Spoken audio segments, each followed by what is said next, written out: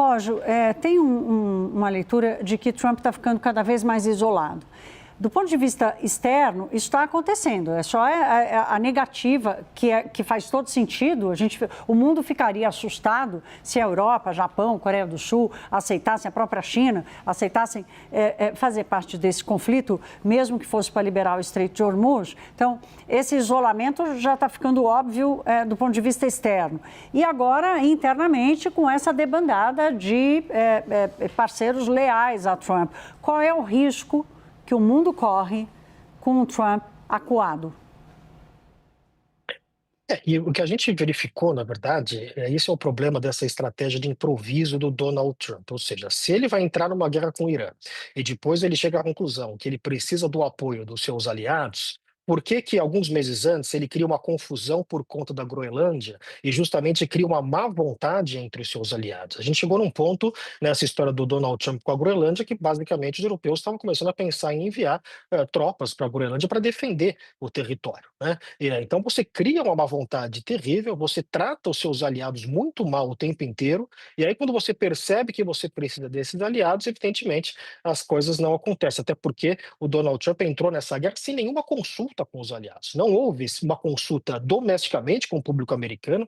Essa é a guerra, Thaís, que tem a menor aprovação de todas as guerras na história dos Estados Unidos, em termos do início da guerra, né? Muitas guerras começaram populares e terminaram impopulares. Essa guerra ela já começa impopular, né? Então, por quê? Porque não houve esse esforço de diálogo com o público americano, assim como não houve esforço de diálogo com os aliados norte-americanos que foram pegos de surpresa. Então, agora o Trump ele se vê isolado nesse ponto de vista. Outra questão que você coloca né, não é tanto o isolamento dele no movimento, mas é o fato de que isso eu já venho apontando há um tempo.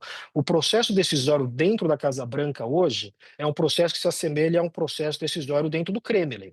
Ou seja, você tem um presidente, um líder que se cercou de pessoas cuja principal função é apenas dizer sim, senhor, para o presidente. Ou seja, não tem ninguém para colocar um contraponto, ninguém para colocar outras visões. Isso era algo muito comum no sistema de decisório norte-americano. Vamos lembrar, por exemplo, da crise dos mísseis cubanos nos anos 60, quando John Kennedy, nesse momento bastante delicado da Guerra Fria, ele se reúne de diversos assessores com diversas opiniões. Ele traz pessoas que eram da administração anterior, administração do Eisenhower, para justamente ouvir diversas opiniões, ser exposto a diversas opiniões. O Donald Trump, processo decisório hoje não é esse. O processo decisório é aquilo que o Trump decide, as pessoas no seu redor, ninguém tem coragem de dizer que não vai funcionar, então ele acaba sendo pego de surpresa algumas coisas. Ele revelou em entrevista ontem que ficou surpreendido que o Irã atacou os países do Golfo. Ora, não tem ninguém na administração do Trump para fazer essas contingências, para pensar quais são as principais respostas. Parece que ele está surpreso com esta